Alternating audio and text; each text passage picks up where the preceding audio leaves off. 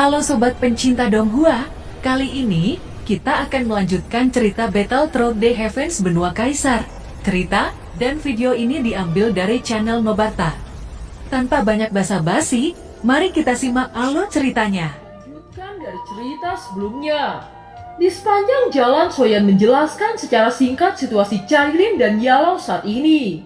Sun Er tidak menyangka Cailin ternyata penjaga keluarga Warcraft. Setelah beberapa saat, kelompok Xiaoyan sudah berada di atas Xiaofu Mansion.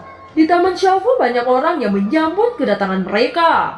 Saat Zenny dan Xiaoqi melihat sosok Sun Er, mereka terpesona oleh kecantikannya.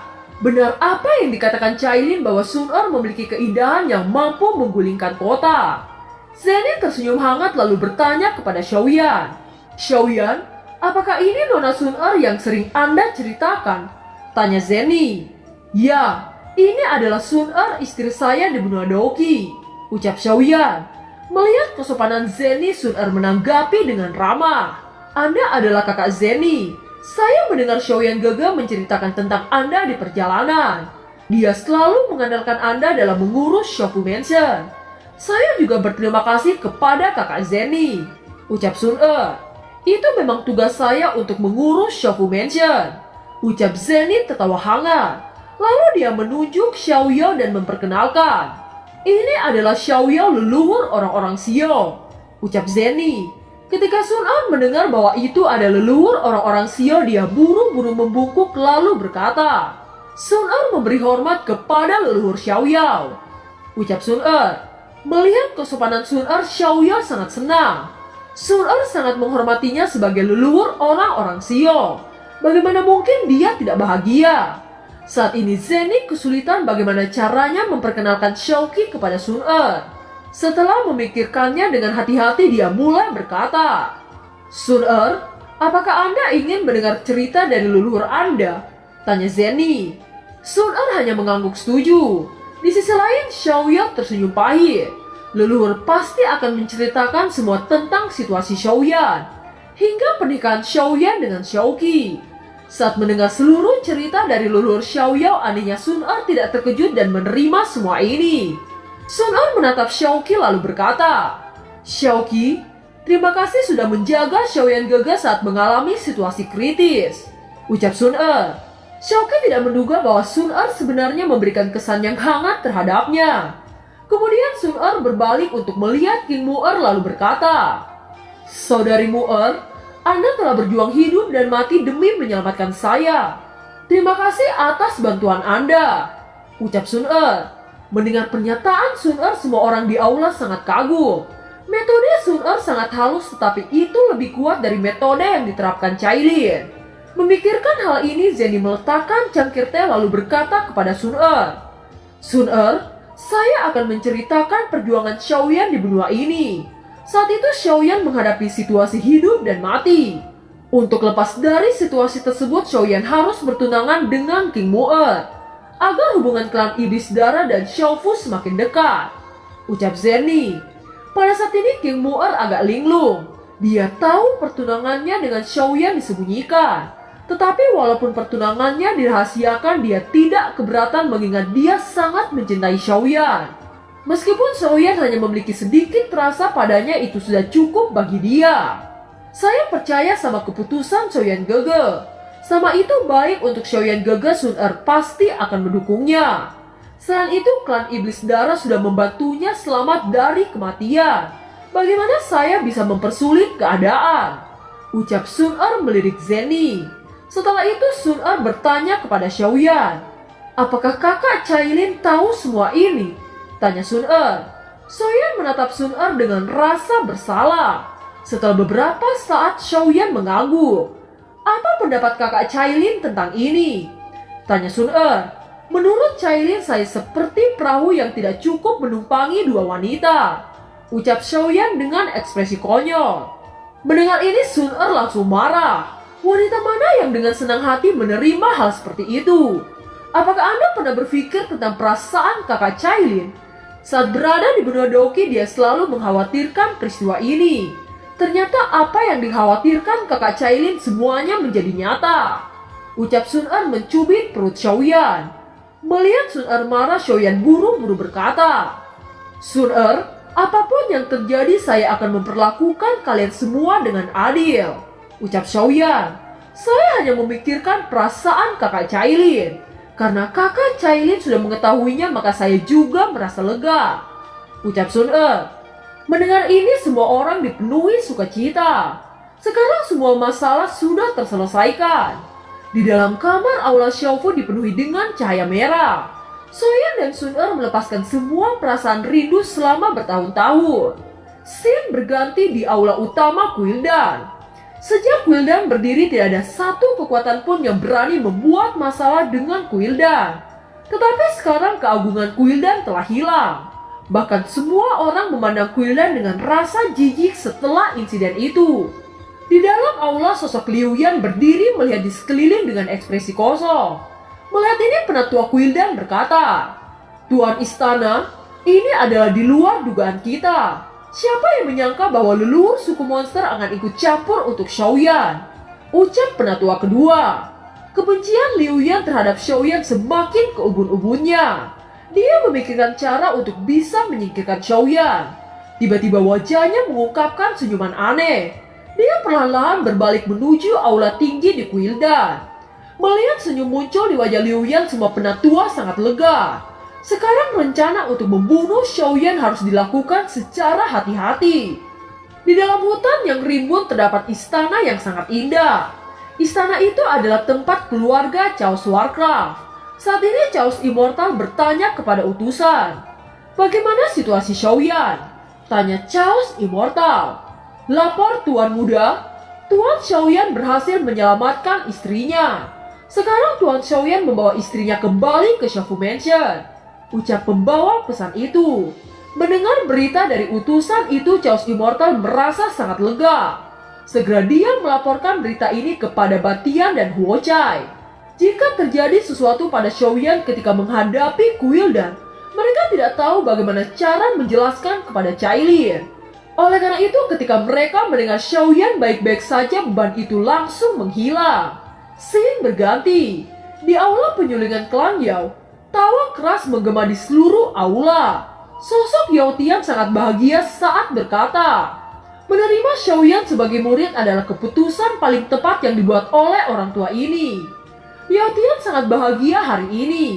Dia sangat bersemangat sehingga dia meneguk banyak anggur. Penurunan klan Yao secara langsung berkaitan dengan Quildan. Hari ini Quildan dikalahkan oleh Xiaoyan yang merupakan kepuasan terhebat bagi Yao Tian. Oleh karena itu Yao Tian sangat bersemangat. "Ya Lau, terima kasih telah mengizinkan orang tua ini untuk meminjam Xiaoyan sebagai murid," ucap Yao Tian. Yao Lau sangat bahagia melihat prestasi yang dicapai Xiaoyan di benua Dodi ini. Tidak hanya Xiaoyan mampu bertahan hidup ketika datang di benua Dodi, bahkan dia telah mendominasi seluruh daratan Dodi. Secara alami, Yao Lau sangat puas mendengar Xiaoyan bisa merebut Sun Er dari tangan Quildan. "Dia sudah saya anggap sebagai anakku sendiri. Oleh karena itu hubungan Xiaoyan dan klan Yao bisa dikatakan sebagai keluarga," ucap Yao Lau kepada Yao Tian. Yao Tian dan semua anggota senior klan Yao bahkan melihat harapan kebangkitan klan Yao dari Xiaoyan. Scene berganti di markas besar Persatuan Sangmeng. Bangunan yang megah berdiri di taman koridor yang terhubung dengan pavilion. Bunga-bunga indah di kedua sisi koridor membawa suasana sejuk. Di pavilion, Zhen Bufan sedang duduk di kursi goyang. Dia memejamkan mata saat menghirup aroma bunga yang dibawa oleh angin. Setelah sesaat dia tiba-tiba membuka mata lalu bergumam pada dirinya sendiri. Daudi bintang 7 menengah. Tim utama berjumlah 2.000 orang dengan kekuatan Daudi bintang 5. "Bocah nakal, Anda telah menyembunyikan kekuatan Anda terlalu dalam," ucap Zhen Bufan. Meskipun Quildan menundukkan kepala di bawah pengaruh leluhur suku monster dan berakhir damai, tetapi bagaimanapun orang-orang Xio mampu mendapatkan hasil seperti itu dalam menghadapi Quildan dapat dikatakan sama seperti mencapai kemenangan besar. Setelah seluruh benua tahu tentang ini, banyak pasukan menunjukkan dukungan kepada Xiaofu Mansion. Setelah kejadian ini, Quildan dan Xiaofu benar-benar tidak bisa didamaikan. Akankah Xiaoyan bersedia membuat resep yang lebih berkualitas untuk melawan Quildan? Ketika dunia memikirkannya, mata semua orang mulai bersinar. Dan sudut mulut Zen Bufan secara bertahap dipenuhi dengan senyum ceria. Scene berganti. Di istana Kaisar Iblis, sosok King Hao duduk di kursi raja dengan bertahtakan mahkota emas. Para penatua suku Iblis Darah duduk di kedua sisi aula.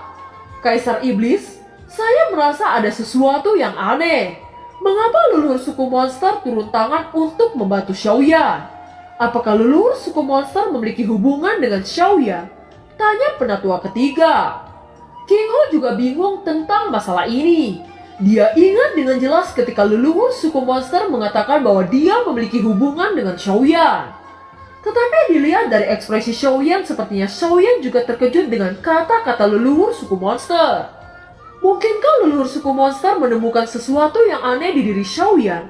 Apakah rahasia yang ada di dalam tubuh Xiaoyan dapat dipahami oleh Dodi Bintang 9 yang telah mengalami bencana kuno?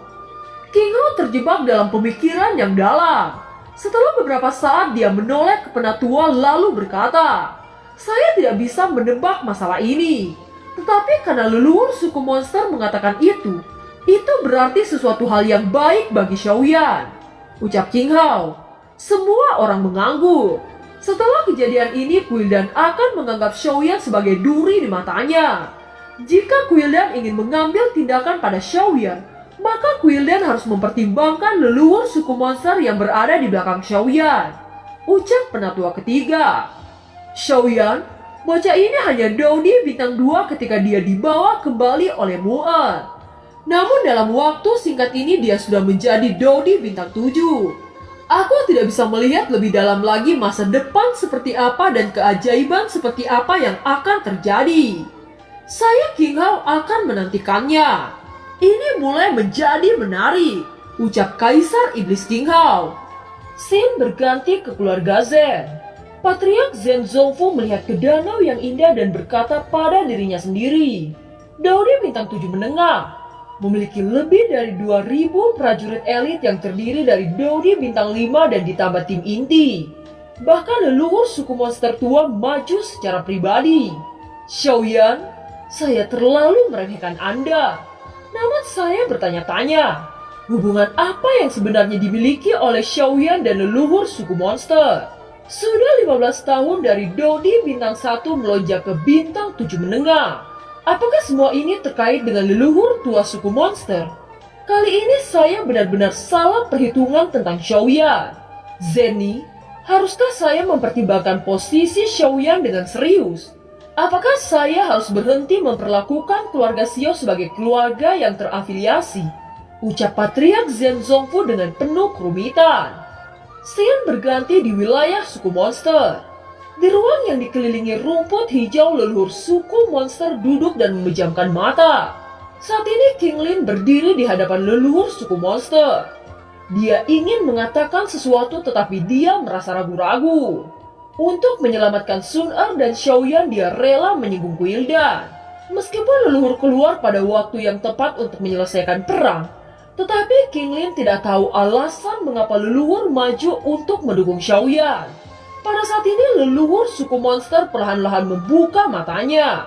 Dia memandang King Lin dengan wajah tenang lalu bertanya, King Lin, kamu tahu kenapa saya memanggil Anda ke sini? Tanya leluhur suku monster. Mendengar pertanyaan leluhur, King Lin mengangguk lalu berkata, King Lin tahu bahwa leluhur datang ke Quildan untuk memastikan keselamatan saya. Terima kasih atas kepedulian leluhur terhadap tindakan King Lin. Ucap King Lin, Anda tidak perlu berterima kasih. Tentu saja saya tidak akan membiarkan gadis suci suku saya tersakiti oleh siapapun. Namun saya juga ingin melindungi bocah kecil itu. Ucap leluhur suku monster. Apa maksud leluhur? Tanya King Lin. Anda tidak perlu banyak berpikir. Meskipun saya memiliki beberapa hubungan dengan Xiaoyan, tetapi di masa depan dia harus mengandalkan dirinya sendiri jika ingin bertahan. Ucap leluhur suku monster. Sukacita di dalam hati King Lin langsung menghilang. Namun King Lin juga tahu bahwa apa arti dari perkataan leluhur. Jika Xiaoyan selalu bergantung kepada leluhur, maka dia tidak akan menjadi seseorang yang berdiri di puncak benua Dodi. King Lin, Anda seharusnya berada di benua yang sama dengan Xiaoyan sebelum Anda datang ke benua kan? Tanya leluhur suku monster. Mendengar kata-kata leluhur, wajah King Lin berubah menjadi pucat. Bagaimana leluhur bisa tahu tentang masalah ini? Dengan cepat King Lin menenangkan keterkejutan di dalam hatinya. Leluhur suku monster hanya memandang King Lin dengan tenang. Dia berharap bahwa King Lin bisa mengakui dengan mulutnya sendiri. Di hadapan tatapan leluhur suku monster, keringat dingin memenuhi punggung King Lin. Dia ingin menyembunyikan sesuatu, tetapi tatapan leluhur sulit untuk ditipu. Saat ini King Lin memilih untuk terus terang. Dia tidak peduli jika dia dihukum karena ini. King Lin dengan tenang menjelaskan semuanya secara singkat kepada leluhur suku monster. Leluhur suku monster menghela nafas panjang saat ini. Dia sudah menduga bahwa Xiaoyan mempunyai hubungan dengan King Lin. Bagaimanapun posisi King Lin sangat tinggi di suku monster. Dia tidak akan membiarkan reputasi King Lin tercemar. Pada saat ini leluhur memandang ke arah langit lalu dia berkata, "Kirim surat kepada Xiaoyan. Saya ingin bicara pada dia," ucap leluhur suku monster. "Leluhur, apa Anda akan menghukum Xiaoyan?" tanya King Lin. "Lihatlah bagaimana Anda sangat peduli dengan Xiaoyan," ucap leluhur suku monster membelai rambut King Lin. Dia dengan lembut berkata lagi, "Leluhur tidak akan menyakiti orang yang kamu sayangi. Saya hanya ingin berbicara dengannya," ucap leluhur suku monster. Dan film pun berakhir. Terima kasih telah menyimak dari awal sampai akhir ya. Sampai jumpa.